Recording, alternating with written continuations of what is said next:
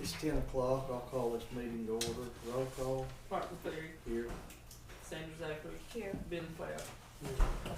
Item number 3, pledge of allegiance. Pledge allegiance to the flag of the United States of America and to the republic for which it stands, one nation, under God, indivisible, with liberty and justice for all.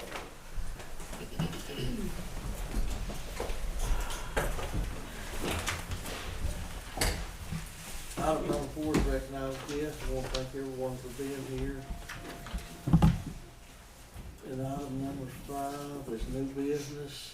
Sandra, you got any new business today? I asked Gayla to come in today. I just want her to recommend her for checking on the 10 Commandments on the ad valorem tax. And it's going to be, she's already sent the check off, is that correct? And just waiting back for the paperwork. The balance was $3,622.75.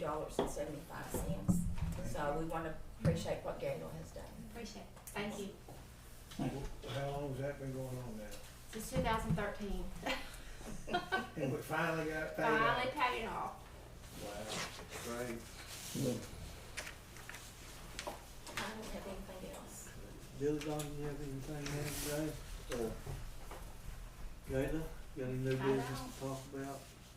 What about the hospital? We got anything to report on it? I talked to Bobby extensively this morning before I come to the meeting, and he has been in contact with our attorney, Michael Linscott, and right now, what's really dragging things out is that Bovita is negotiating or finishing details on the closing with the trustee. And the way I understand it is that Bovita is being very active, proactive towards getting it done, but it's a little bit slow on the other end of it. So it's going through negotiations. There's nothing that looks derogatory or wrong. It looks like it's gonna happen, and everything's moving forward. It's just taking a lot more time than everybody anticipates. And I was afraid when they kept pushing it back that this would be pushed way out of shape, but can't really tell you what they're even negotiating about, because I don't know, and the board doesn't know, but it is still being pushed and active, and it's looking like it's gonna happen. Great. So it looks like it's gonna happen, but the wheels are turning a little slow. Yeah. Okay, if there's no other new business, we'll move on to item number 6.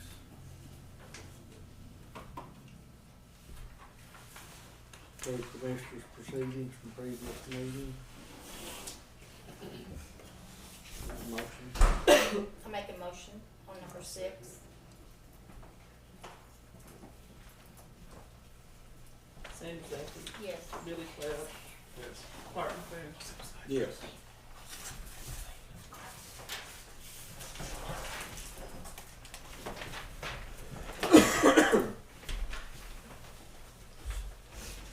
Sheriff, we just left new business, but we'll move back for a minute. You got anything to?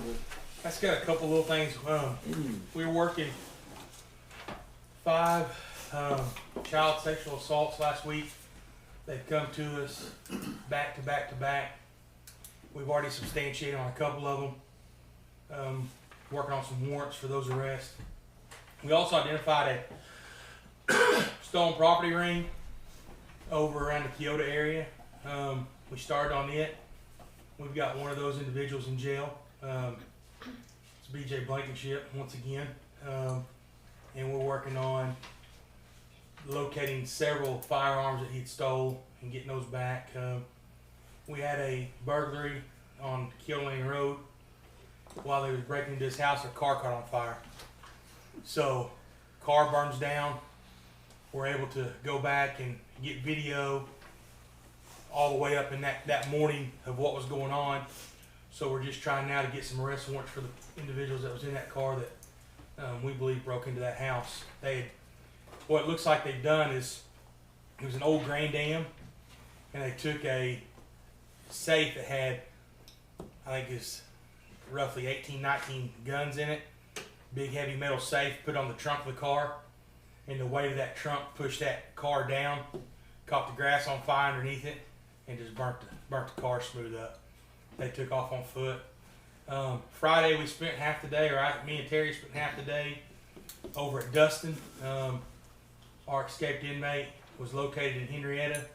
Got in pursuit with him in Henrietta, went all the way to Dustin, crashed out, took off across about 7,000 acres. We had fixed wings, had an OHP fixed wing, had a helicopter, had some drones. Didn't get him located, but we had a general area. So we've got the marshals and everybody back working on it again today. So we're just been busy.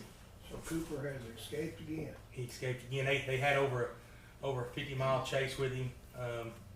In the meantime, they had in one of the counties that was helping us had to break off along with the Creek Nation Live Horse. They had a homicide at the same time that the pursuit was going on.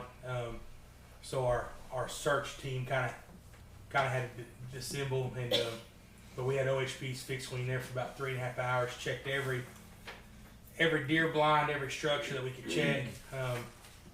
But he hit the ground and never looked back. They tracked him almost 200 yards on foot, and then they tracked him going down into a ravine into the water. And then once he hit the water, they lost him. So had 4 K9 teams on the ground. So, but we'll get him. It's just one of those deals. Other than that, we're just staying busy. Oh, air conditioning unit is installed. It's done. It's installed. It's working. The boiler room issue that we had, plumber was there last week. Got all that piped out of the building. Got his portion of it done. Waiting on DNR Electric to come in to put the shut off, the electric shut off switch in. When they get that done, we're gonna call the individual inspector and see if he'll come out and make sure that we've done everything we need before he comes back and does his final inspection. So. Clark, I want to mention elections coming up too, and times for voting. We will have the 27th, Thursday the 27th, Friday the 28th, and the 29th. The 27th and 28th will be from 8 to 6. The 29th will be from 9 to 2. And that's early voting only over at the election board. That's the only place that will take place. And then on March the 3rd, we'll be at your regular polling location, and that is for the presidential preferential primary. Okay. All right. Sorry I missed you a while ago. That's You was okay. a little further down. That's okay.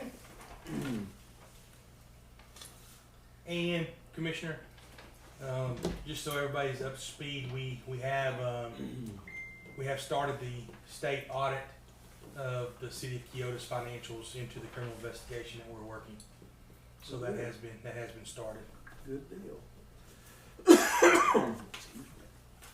We'll move on now to item number 7, approved blanket POs. See, we got a few here. Couple. One to Rocket Natural Stone for $1,500, District 2. One to Stickler Stone, $2,000, District 2. Looks like that's all we've got this week. I'll make a motion on number 7. I second. Sanders Actors, Yes. Billy Cloud, Yes. Clark McFerrin. Yes. Item number 8, discuss and approve 324A claims to be paid for right-of-ways on Possum Hall Road, District 1. Looks like we have. I'll make a motion that we approve this 324A claim. I second it. Okay, so then Clark, your motion, Yeah. Clark McFerrin, Yes. Sanders Actors, Yes. Billy Cloud.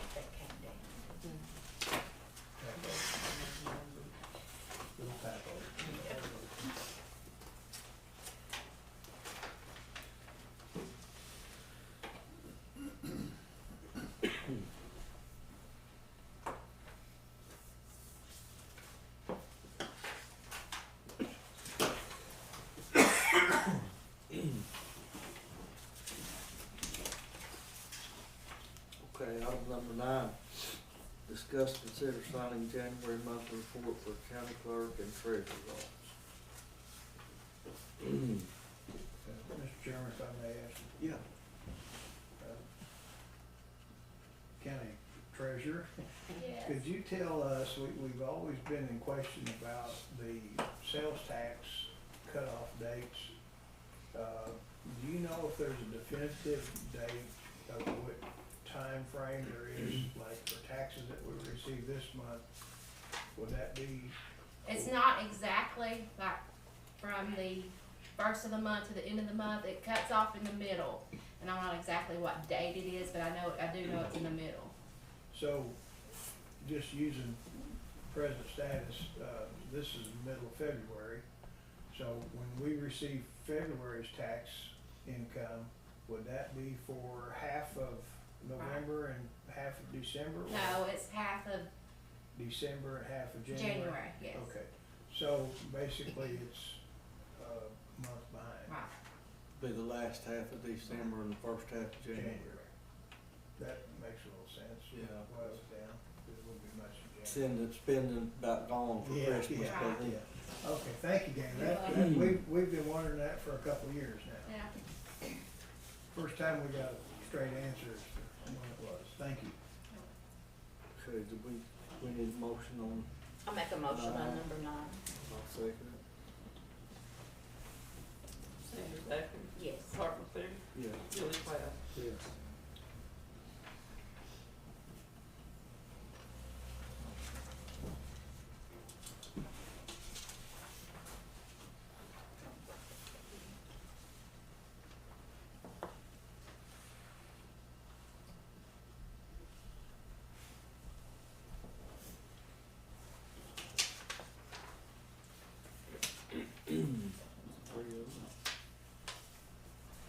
No, that's, That's just for you. And Mary. the The others. next one.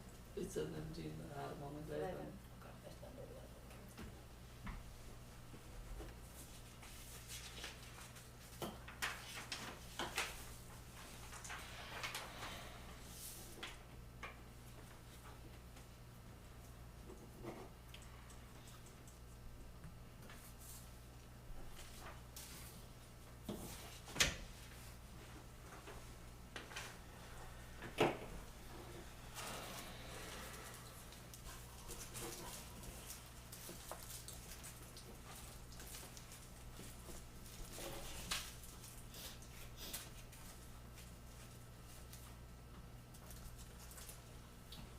Obviously, pen's not right. Yeah. Okay, we've got a little typo on the numbers there, so we'll go from 9 to 11 and discuss and consider signing court clerk's records management and preservation monthly report. I'll make a motion on this. I second it. Clark McCleary, Yes? Sanders Zachary, Yes. Billy Cloud. Yes.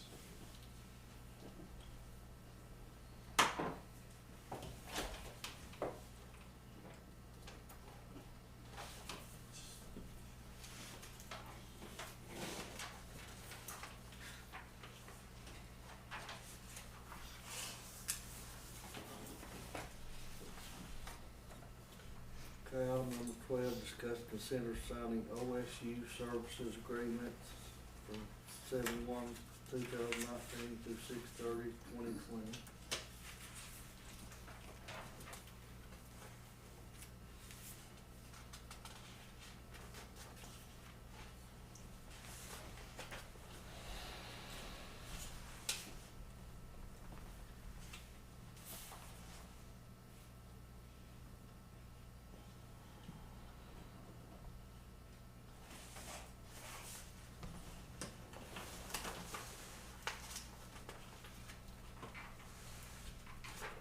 I'll make a motion this, we sign this. I'll say.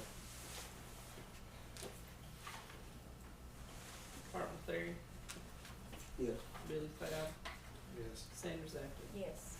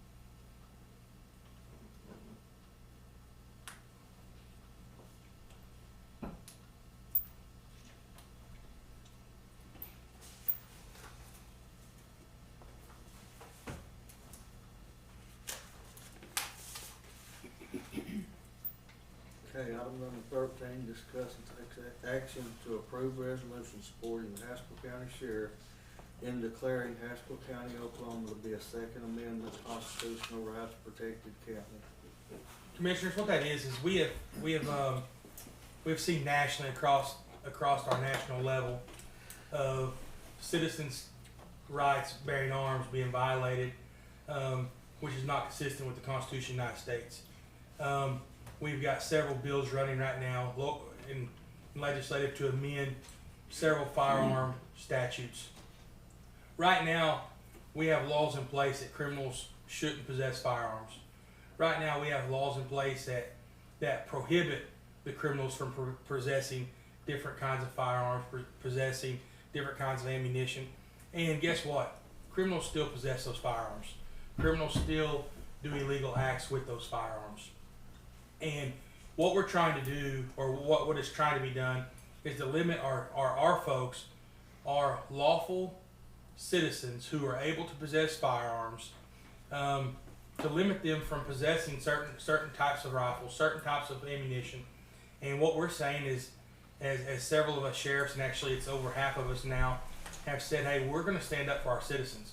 We're going to stand up for the lawful citizens who's able to possess those firearms, and say that, hey, we're not going to enforce anything that violates the Constitution of the United States.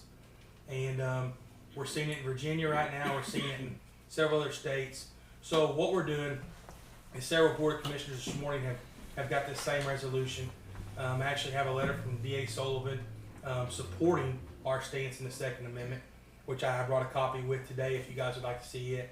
And what I'm asking is that you guys stand with the Sheriff's Office saying that, hey, we're going to stand strong and we're going to protect our citizens' rights, the right to bear arms, the right to defend themselves and their property and their homes. And we're going to stand strong.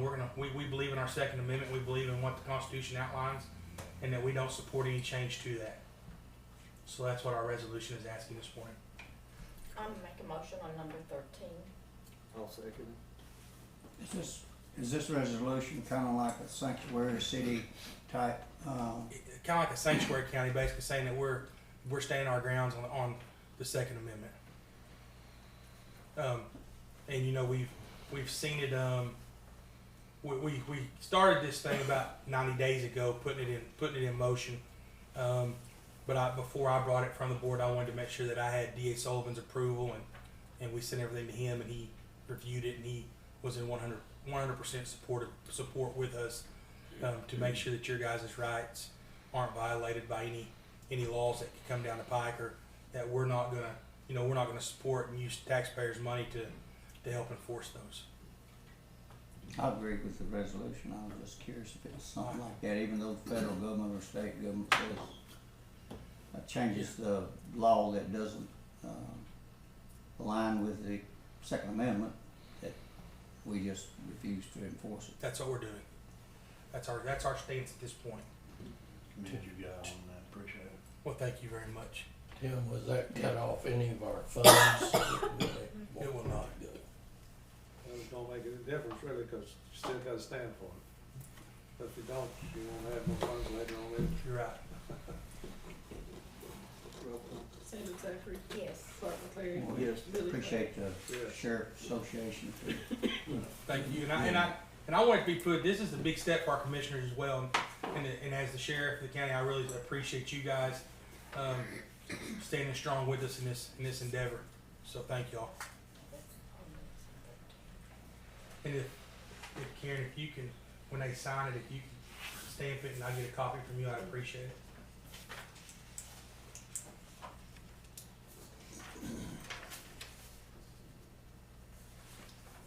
And I'll go and get a stamp of it in a minute. Then I'm gonna give you a copy of our declaration, Chuck's letter of support, file with on that.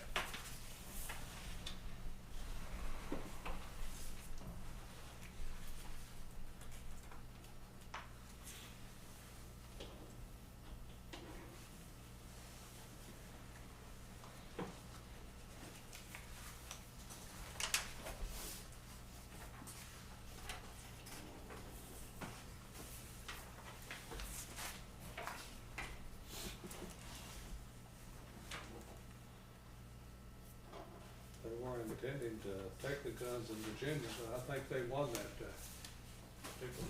Virginia was a little unique. What they were saying in Virginia was the biggest problem was they were telling citizens they can only buy one gun per month. And there's people, there's people that's their hobby is buying and selling and trading firearms. And basically they were trying to say you can only buy one gun per month in the state of Virginia. And Well, they did want to take away the AR-15s Yeah. and stuff like that too, and some of the ammunition. They didn't want you to have a magazine that would hold they had a limit on the cap of Yeah. the rounds a magazine could have and different things like that. Yeah. Okay, moving on to, item 14, discuss, consider signing road crossing permits for AOG in District 1. And there's actually 2 of these permits they've applied for. One's to cross South County Road 4550 and East County Road 1240. And there'll be a $2,000 fee for each permit. I'm gonna make a motion that we approve these.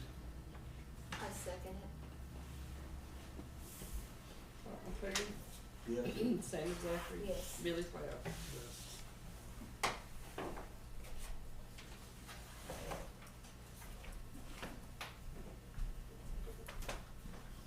Mr. Clary, did they provide you with maps on that? Yes.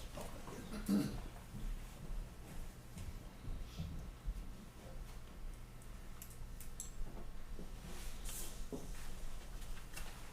Are these in the form of a bore? I'm sorry, Are these in the form of a bore or a trench? I talked to Mr. McClary about what we were doing, how we were gonna do it, what he expected of us to do. And the gentleman that normally does this is our landman. He's got a doctor's appointment today. Haskell County in that area is my area.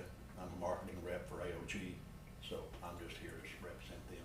I believe all of them will be aboard except one. One was gonna be a cut on a dirt road. Yeah, the one that we're gonna cut would be to lower, we're doing a pipe replacement, if you're aware. And we're lowering that line, we're boring everything but that one on 1240. We're lowering it because I think, Haskell County, Mr. McClary's area is gonna be putting in a box culvert, so we're gonna have to actually cut it. And it will be put back to the specs that he requires us to do. Clark, where's that at on 1240? Excuse me. Where's that at on 1240? At the intersection of 4550 Center Point. Right there at Center Point, ain't it? Yeah. That 4560, 140.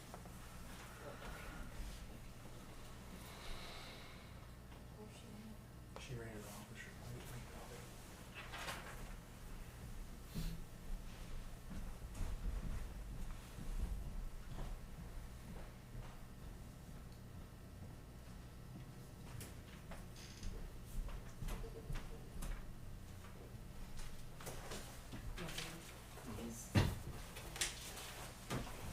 If you wanna just give those checks to the county clerk, she'll make you a couple of copies and it'll make us a couple of copies. I've got copies.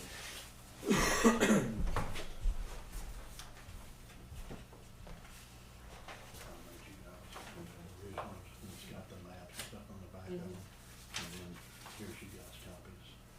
You want this to be signed? Down there, right? Yeah, that's exactly. 4,000, 2 checks for $2,000 each. Yes. So just sign it here. We'll sign 2 more copies and we'll keep I'll send copies this and to you. let them have copies. Copies, read you. We will. Yeah, read them.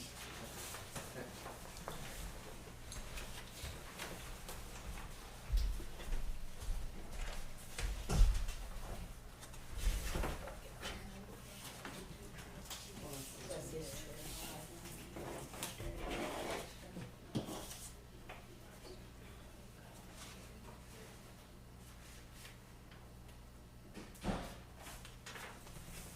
And we need to get your signature on there also.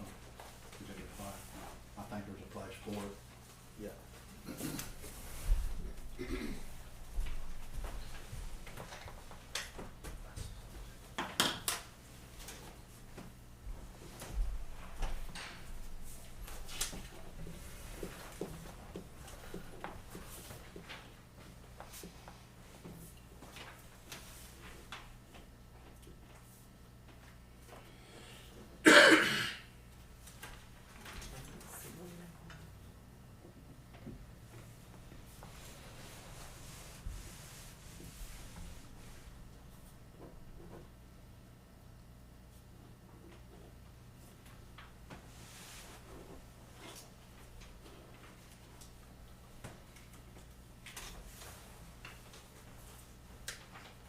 We good?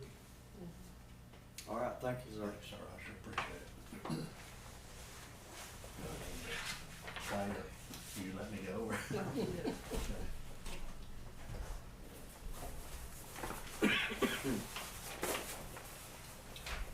Item number 15, discuss and consider going out for bid for use.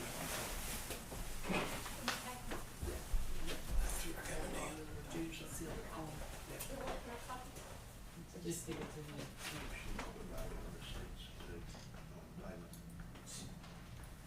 Yeah. I appreciate it, sir. If you need anything, just, you've got my numbers. Okay, appreciate it.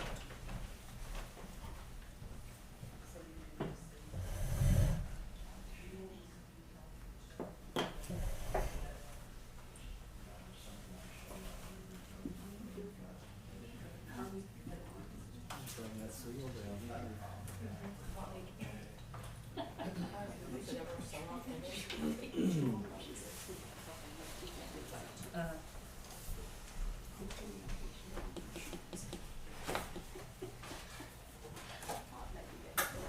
Okay, item 15, discuss, consider going out for bid for used wheel loader for District 1.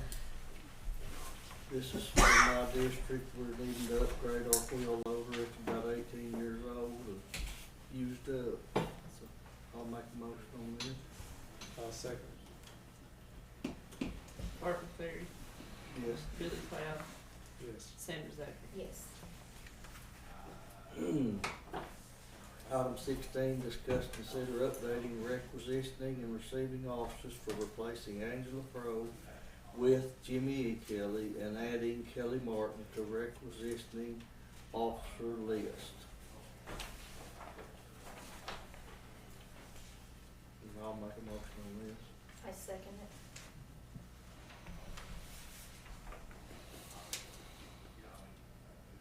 Martin Cleary, Yes. Sandra Zachary, Yes. Billy Cloud. Yes.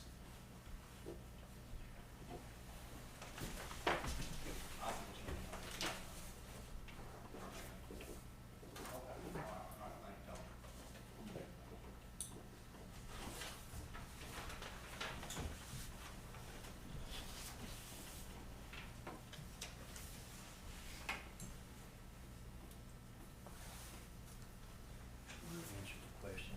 He said if the permits showed the dollar amount on it, that would be fine. If not, we need to do a receipt, so we extend it into our local program.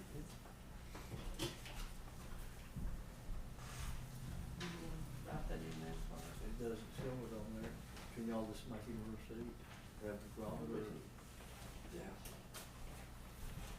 Make a copy of the checks.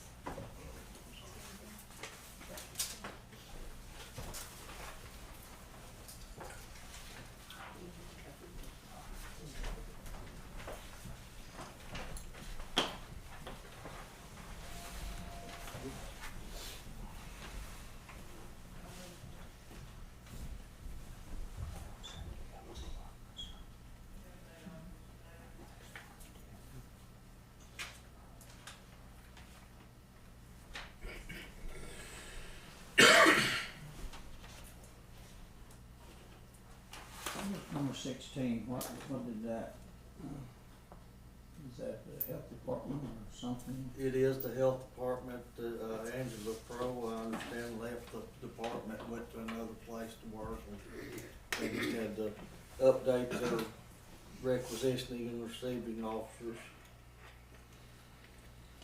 Okay.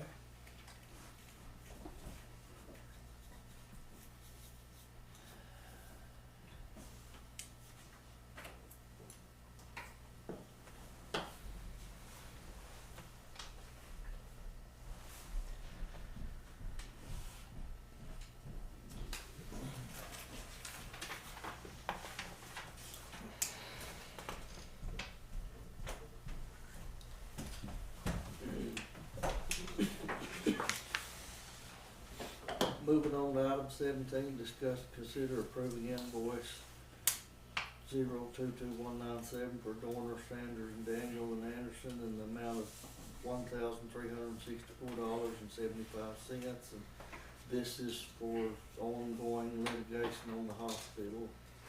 I make a motion on number 17. I'll second. Sandra Zachary, Yes. Billy Cloud, Yes. Clark McCreary. Yes. She just needed that came through. And I have been emailing these out too, to y'all. I always give Joe his copy, but I've been emailing these out.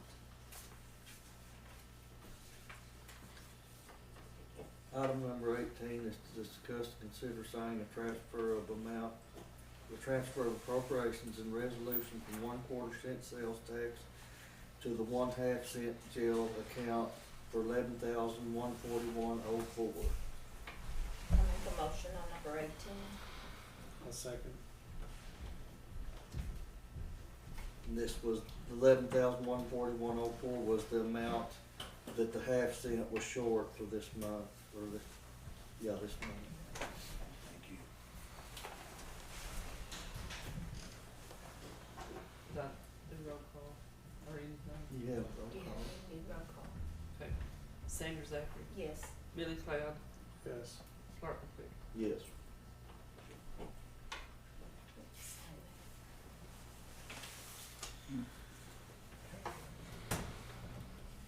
That's the largest one we've had this year. That's the largest one we've had in a while. Yes, oh yes, definitely.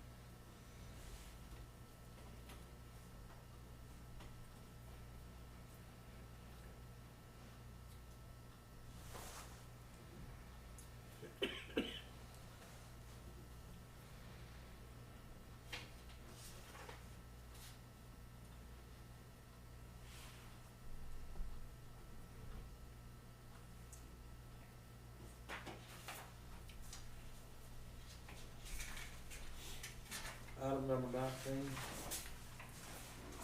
discuss and consider signing transfer of appropriation and resolution to transfer $7,800 in the junior lien debt account out of 1/4 cent sales tax of Haskell County Public Facilities Authority. I'll make a motion on number 19. I'll second. I'll second.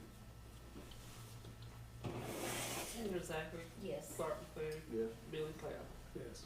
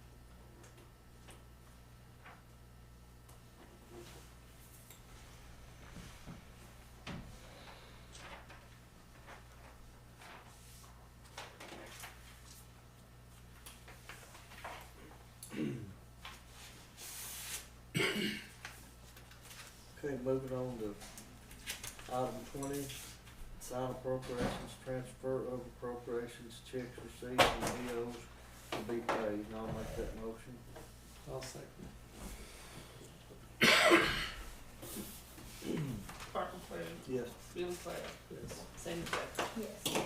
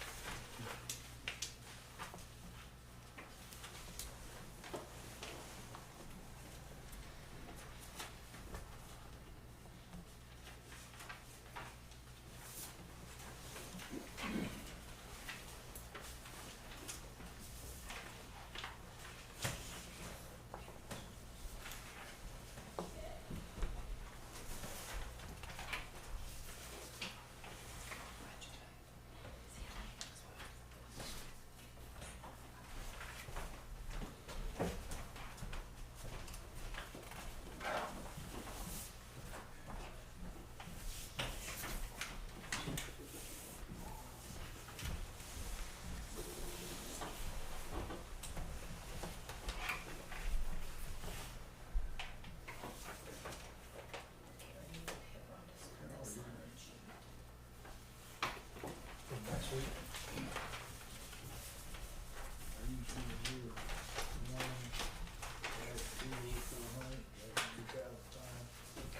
Jump up to the judge.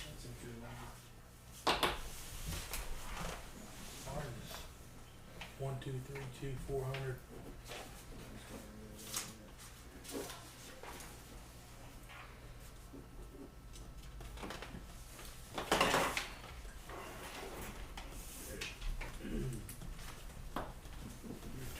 That's a veteran, somebody's got. 400. We only had one PO this week. Shell's been out on flu.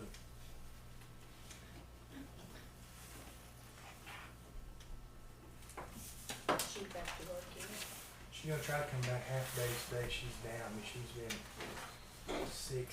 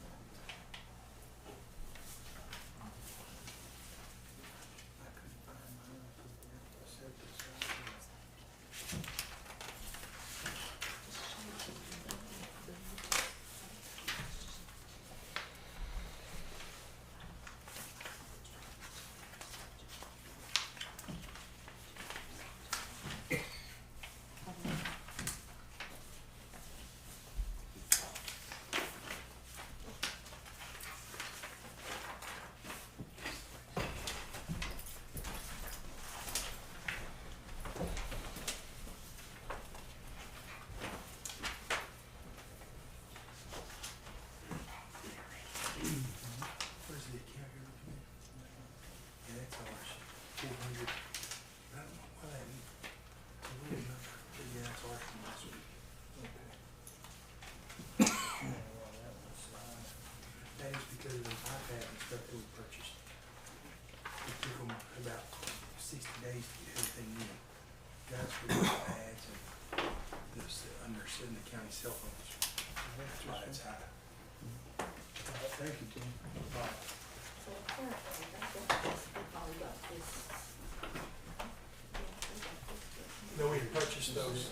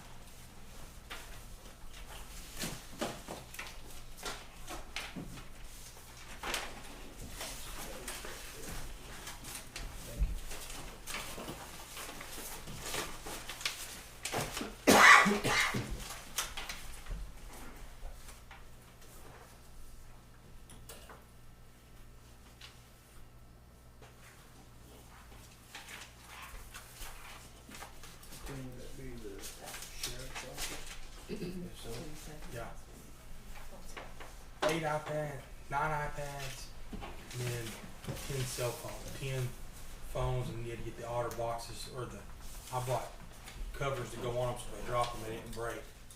So that's why that purchase was like that.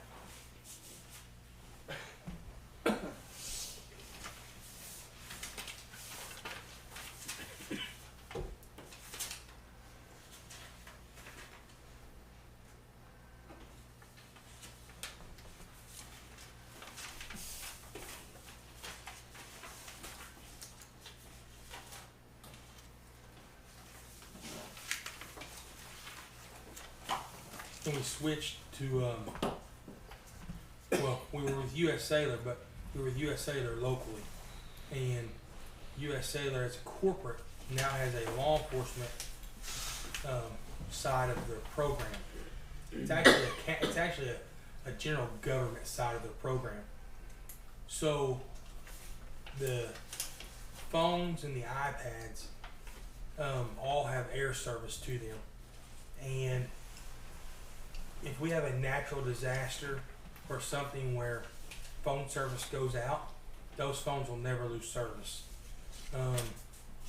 If they switch, if we run into a spot where they won't work off of a tower, they'll go to a satellite. And it's called a PPP program, and it's basically the air card that's in them tells it when to switch. We're currently looking at, for our sheriff's office side, our landline phones, taking those digital. It's a new program that crosses offering also a couple of different companies, and it'll save us money from being with AT&T, because we now have AT&T service, and we're talking about saving a lot of money over the months. But the thing with this program is if that phone service goes out, they can roll that phone service to an extra phone that we have at the sheriff's office. It can roll it to that, so the emergency service line will never be down. It will roll from that phone to another. And I mean, I guess it's technology is what we're going to, but it's we've got a quote from Cross, and we're waiting on one from another company out of McAllister to take all those phones digital. That will help. That we will never lose. You know, a fiber optic line gets cut or whatever, it rolls right on over, and we never lose a phone line.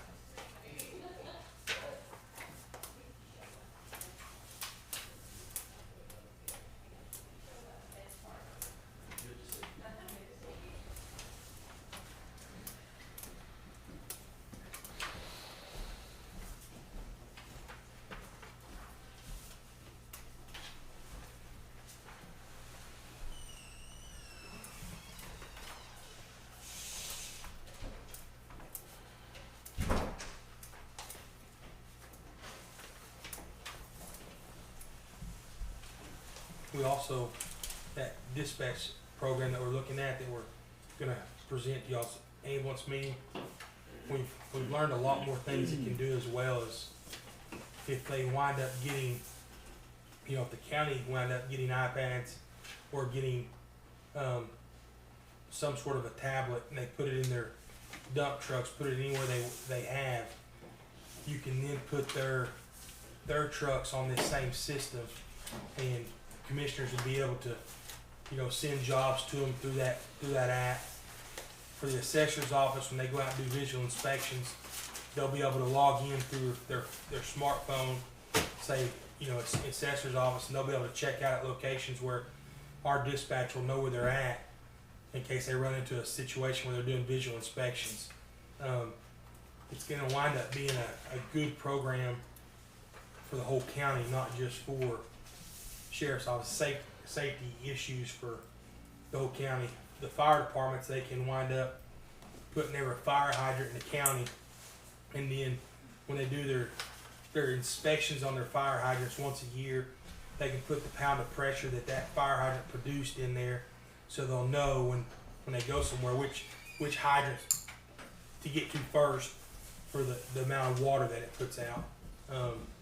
This program does so much that not just benefits the sheriff's office, but will benefit everybody in the county.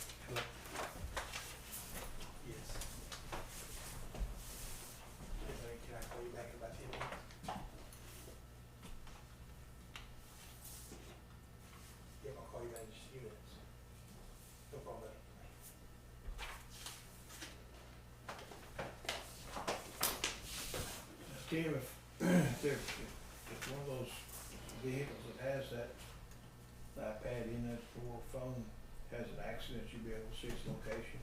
Yeah, you'll be able to see the location. It does even more than that. It tells you the speed, the time of the accident. It can tell you, it tells you so much, but yeah, it tells you their location. It'll alert you, say you, and I don't know about the trucks, but, say a deputy's on a call and he's there 7, 8, 10 minutes, whatever, you set the time on it, and it does, and he hasn't updated his notes to tell what's going on, or it'll update, it'll send you a red screen that says, hey, you need to check on this person. They've set so long, or they're idle. It'll tell you, I mean, it just does so much to that kind of nature. For the way I understand it, for like the county crews, they can go in and type their logs on, hey, how many runs they've done today or what they've done, and then it sends it right in and keeps a daily log of your activity. Or like for us, if we're on Airport Road, we've been having cows out on Airport Road. Well, deputy goes in, cows out on Airport Road, we log it down, make contact with landowner. Well, all they gotta do is next time they go out to Airport Road, they can put cows out Airport Road. It's gonna bring up who the landowner was, who we contacted, and gives you that History. the history of it. Plus, or like the other night, the guy stopped a car at 3 o'clock in the morning. Stop a car, identify the people. Well, next morning we have a couple burglaries in that area, a couple break-ins. Well, now we're strumming through paper radio logs from a couple nights went past, paper radio logs, and having to rerun tags. Well, when they stop that vehicle, they can type in, everything they need to know with it, and then boom, we have those break-ins. All we got to do is bring up a map of the area, and it shows all the enforcement activity in that area. The other thing it does is helps us because we don't have a dispatcher, a sole dispatcher in the county. We have a dispatcher jailer. So when we're having, mid-50 inmates, if it's med time, if it's dinner time, it's hard for a deputy to run traffic or do something he needs to do. Well, he'll be able to do that from his iPad. And it'll log dispatch, hey, you have a deputy that's just ran this, and then he makes a traffic stop, and he can put traffic stop in his location, and she automatically knows where he's at in case you don't catch it on the radio.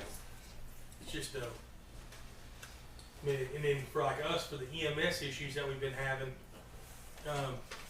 we'll always know where a truck is. So if the truck's assigned to our county, they'll be able to log in. LaFleur County has it, McIntosh County has it, other counties have the same system right now. So when a new truck from that area comes over, all they gotta do is click on Haskell County, and it puts them up on our screen. So now we know, and we'll know their ETA, we'll know, everything we need to know about where our ambulance is coming from. Plus, it gives them if we have a deputy there and they're not from our area, well, instead of us trying to tell them how to get there, they can push on the deputy's icon, and when they push on it, it says maps. Well, it takes them straight to the iPhone or the whatever system that tablet's running to the map, and it drives them right there. It's turn by turn GPS form.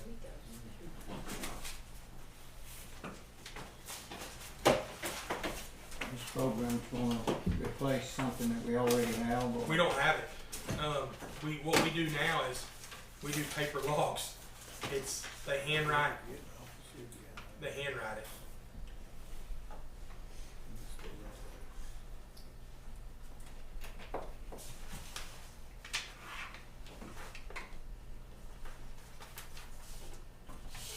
And you're gonna hear me sound like a salesman on the deal because it is expensive, and we're needing other folks such as EMS and the fire. We're needing those guys to jump on board so we can get it. So yeah, when I'm talking about it and we bring the demonstration down, it sounds like I'm a salesman, but really what I'm saying is, hey, we need it, and we're looking for help to pay for it through other sources.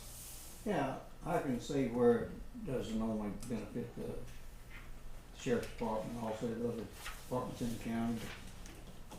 And the other problem with it is, I mean, I'm gonna be real honest, I said this, we're stuck in the time where change, you know, we talk about change. Well, you know, we've always done it this way, so is it the way we're doing it broke? It's not broke, but we're in 2020.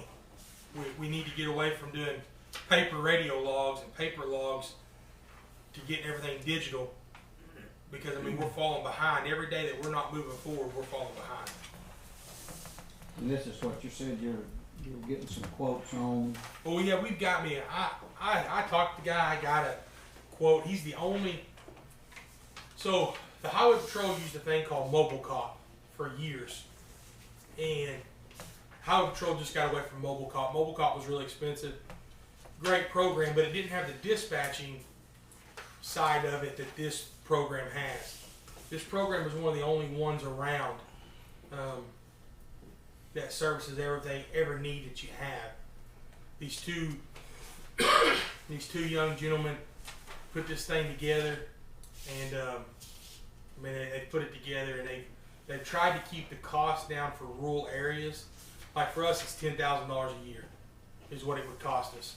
Mobile Cop would have cost us about $20,000 to $25,000 a year, and it wasn't a dispatching system. It was basically just a messaging system and apps. It ran tags, and it wasn't a dispatching system. This is a dispatch system where we would put a tablet over, or even your computer at 911, because you know, City of Stigler has Haskell County 911. They've had it for years. Well, if they get a 911 call, they transfer it to us. Well, what we're asking is, we get this system in place, it goes on their computer over there, and they type everything in. It goes to the available deputy that's out there. Deputy clicks on it, says I'm en route, and the call goes right through to him. And there's none of this, hey, what deputies are where. The call comes in. When they put the address in, it knows what deputy, and it assigns it to the closest deputy. So it's not one of those things, and I'm not going to say it happens, but it's one of those things that you have a deputy right here central, and they give a domestic call to a guy over at Kyoto. Well, that guy central just lets that guy take it because he don't want to catch the paper. I mean, it tells you. Tells you where he is, so he should be the one responding. Yeah, and the other one's a secondary unit coming. Which would create a faster response time. You're right. It's critical in some situations. For everything. So.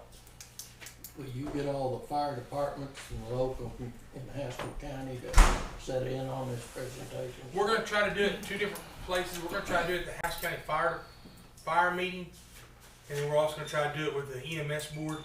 I'm waiting for Alex to tell me when he can meet. He's the president, owner of the company. The fire department deal is going to be a little more trickier, because they need a device in every fire truck, and what you're going to have is, you know, you're going to have a lot of them put it on their phone. It's their paging system, so we're going to have to see the number of users the fire has compared to the number of users we can have. I think the max that we can have for the $10,000 is 100 users. I don't know how many volunteer firemen we have in the county, but you know, law enforcement and EMS for the county would take up about 20 to 22 of those spots, and then you'd have the other spots available. You know, the assessor would need one. We want to make sure she had one for her unit. If the counties wanted to, the Barnes wanted to get on board, we want to see how many they needed. So now, that being said, is that $10,000 for the whole system, or $10,000 per county department? No, for the whole system. So if you take 6 or 8 county departments and break that 10,000 down, then it wouldn't be No. as high as it sounds if you just Cost say is $10,000. affordable. Yeah. It's $10,000 for the program. Is this something that the municipalities like Kyoto, McCurtain, It's something. Stigler could all share the use of? Yes. So what we would do with Kyoto and McCurtain is we already charge them a monthly dispatch fee. We would increase that to make up the cost. It probably cost them an extra $50 a month because they only have, Kyoto's got one, McCurtain have 2. So it would cost them an extra $50 to $75 a month for the dispatch fee that we already charge. And then we would get with the city and see what they could do with the night, because they have 911, so we would ask them to help with a portion of it through their 911 funds to help with the portion to get it going. That's our plan. We are going to, as soon as we get our iPads installed in our units, we're gonna do a 90-day free trial for the sheriff's office, and then let like Richard and the fire chiefs, let them come out and ride and let them look at the program, visually look at it, because Alex has agreed to give us a 90-day free trial to show how it works. Sounds like a good program. It is a good program. It's just changed. I mean, Yeah, I mean, everybody in our industry is putting GPSs in their vehicle. They know where their employees are. They know if they're speeding. They know if they're. When you're running county vehicles, there's some things you need to know. You probably won't know if you can't track it. I just don't want Sue to put one on mine. Did you say that 100 would be the limit for the $10,000, 100 users? yeah, that's kind of the number they give us. He did say there was a little bit of expansion, but I just want to see what it looks like, and then let everybody start looking at it. Then we can start working with Alex to formulate what would fit us best. Aren't the 911 funds county funds anyway? They are. The what was, I'm sorry, what did you say? The 911 funds are county funds. That's not County Stigler income, that's county. And I guess it was about, Why does the city have it? well, that was turned over Good question. when, Because y'all didn't have it, the county didn't have it. They have the 911, they have the 911, tax went in on 911. Kim, you did say 10,000 a year. Didn't you? yes, sir. That's cheap. That's cheap. Okay, we'll move on here. Item 21, no action needed today. Item 22, motion to adjourn. I make a motion to adjourn. Cindy Hedrick, Yes. Barry Cloud, Yes. Martin Fair.